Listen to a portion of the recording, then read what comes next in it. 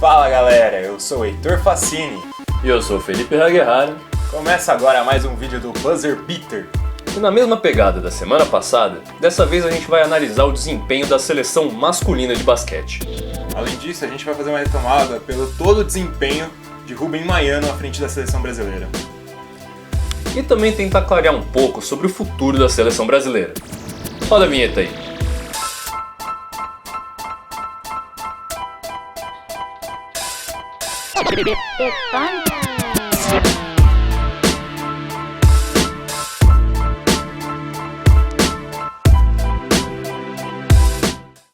As Olimpíadas elas já acabaram, já tem mais de 2 semanas. Já deu para refrescar um pouco a cabeça sobre o assunto. A gente já sabe que a grande culpada da falta de competitividade do basquete brasileiro é a CBB. Mas como a gente já falou isso bastante no outro vídeo, dessa vez a gente vai se manter um pouco nos assuntos de quadra. O desempenho foi sim abaixo do esperado. E isso não é ser simplesmente torcedor. É você pensar que dentro dos seus próprios domínios, a gente caiu logo na primeira fase e com alguns erros que fizeram a gente patinar bastante. Uma das características que são mais relevadas no basquete mundial é a cesta de 3. Vocês se lembram? No ano passado, quando o Brasil dominou de ponta a ponta no Pan-Americano de Toronto, o nosso aproveitamento da linha de 3 foi de 43,5%, o melhor de todo o torneio. É óbvio que o nível do Pan-Americano é menor do que as Olimpíadas, mas, mesmo assim, a gente conseguiu o terceiro pior aproveitamento no quesito, com 29,6%.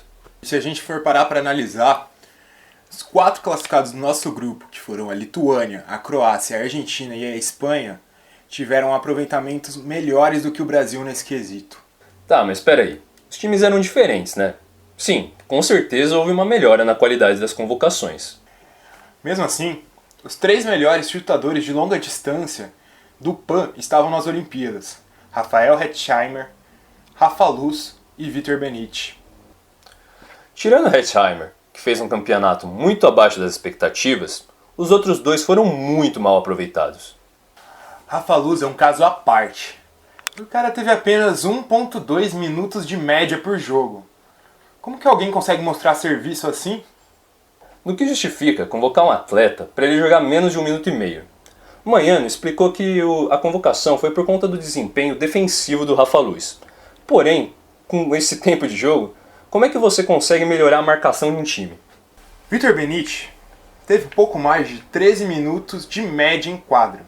Como o nosso melhor jogador em arremessos de linha de 3 e no basquete, que hoje em dia pede bastante uma boa qualidade nesse quesito, recebe tão pouco tempo de jogo? Isso ficou evidente no jogo contra a Argentina. O nosso melhor quarto foi o segundo, quando o Benite estava em quadra. O Brasil entrou perdendo por 9 pontos e saiu vencendo por 8. As cestas de longa distância caíram. O time estava se encontrando em quadra e estava dando um baile na Argentina. E o que Maiano fez? Mal colocou o alarmador o resto do jogo. A formação que mais deu certo, com Alex, Benite e Augusto, mal foi usada no resto da partida. Custava dar um tempo maior para aquilo que estava funcionando durante o jogo? A gente sabe que as estrelas como Nenê, Leandrinho, como esses caras todos estão lá, eles têm que receber tempo de quadra. Mas e a leitura de jogo? Não tem que dar uma olhada e ver aquilo que estava funcionando exatamente contra a Argentina e dar uma chance, um tempo maior? E isso é algo que faltou em Maiano em todo o torneio. Todo. Sempre errando em manter jogadores que não estavam sendo eficientes e tirando jogadores que melhoravam a partida. Além do fato de Maiano não explorar tão bem a característica dos seus atletas. Pega o caso do Marcelinho Huertas. O cara é um cracaço da bola, é um excelente jogador. Mas a gente sabe, o forte dele é o passe, não é a definição rumo à cesta. Como que um cara desse tá com a bola no fim dos quartos para decidir? E a gente não tá falando que o Maiano é um péssimo treinador. Na verdade, ele é excelente, um dos melhores do século. Ele conseguiu levar a Argentina ao Ouro Olímpico em 2004 e ao vice-campeonato mundial em 2002. A evolução com a seleção brasileira é notável, desde que assumiu em 2010 até o atual ciclo olímpico. Antes de Maiano, eram 16 anos sem disputar os Jogos Olímpicos. O cara deu um novo ânimo para a modalidade no Brasil e recuperou o orgulho brasileiro também. voltando para os Jogos Olímpicos de 2012 em Londres. Sem falar na força defensiva que ele deu ao Brasil, a principal característica nesses 6 anos. Ele mostrou para o mundo que o basquete brasileiro ainda existe e é muito competitivo. Mas isso, obviamente, não impede da gente apontar os erros do período dele na seleção. Faltou depois da recuperação, rumo às Olimpíadas de Londres em 2012, um passo seguinte, de afirmação, com grandes resultados. Manhano se mostrou um excelente preparador, um excelente treinador de montar times. Mas quando o jogo partia para a quadra, suas decisões se mostravam muito inadequadas e fazia a gente perder muito jogo por causa disso. Ele não era muito bem um treinador de jogo. Tá, a gente tem que entender uma coisa. O Manhano é um bom técnico, excelente, um dos melhores dos últimos anos da seleção, mas não é um deus. E parece que a CBB não entendia isso na maioria do tempo. O argentino se sentia um deus no Brasil e fazia o que queria e bem entendia com o basquete nacional. Foram inúmeras as decisões de fechar o treino para a torcida e separar a seleção da mídia. Como que o fator casa, que era o caso do Brasil nas Olimpíadas Rio 2016, pode ajudar se a torcida brasileira não tem a identificação com a seleção brasileira de basquete?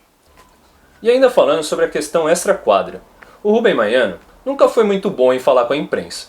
Um caso muito importante de se citar foi depois da Copa América de 2013, que o Brasil teve um desempenho vergonhoso, sendo eliminado na primeira fase e ficando em último colocado do grupo sem nenhuma vitória.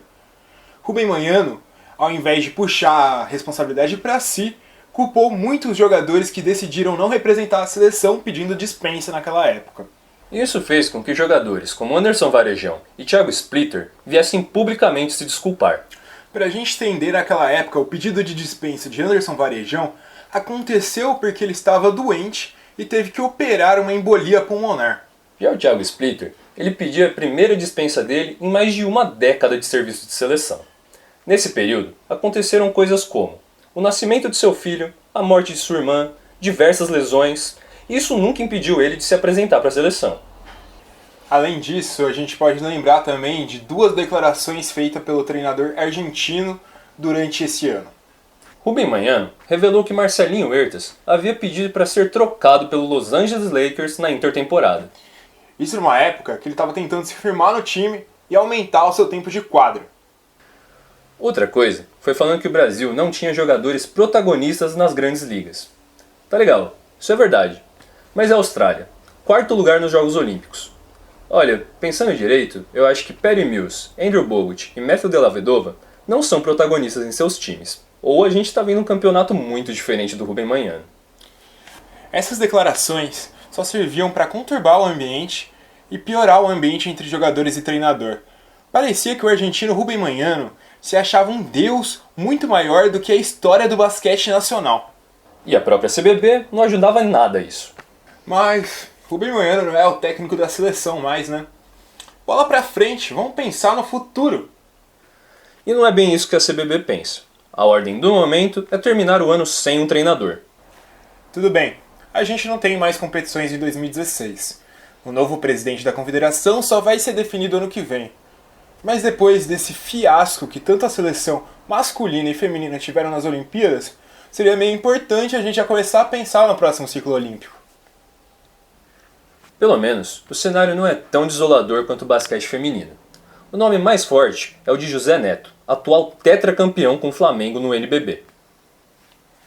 E só para deixar claro mais uma vez, a gente focou no Manhano, mas o principal culpado da situação vexaminosa do basquete brasileiro nas Olimpíadas é a CBB em primeiro plano e os jogadores em segundo plano. Todo mundo tem culpa nessa equação, não é só o Manhano que a gente está querendo pegar no pé do argentino. E aí, concorda com a gente? Dá aquele like para ajudar. Compartilha pros parça, compartilha pras parças, para dar aquela moral pra gente. Fala aí, qual é a sua opinião sobre Rubem Manhano à frente da seleção? Na caixinha de comentários. E não se esqueça também de se inscrever no nosso canal. Falem com a gente também lá pelo Facebook. O endereço tá aí na descrição. Mas só para dar uma lembrada, é facebook.com/buzzerbeaterbr. E não se esqueçam de acessar a nossa página no Medium.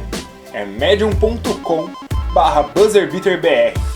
Falou galera, até a próxima! É nóis!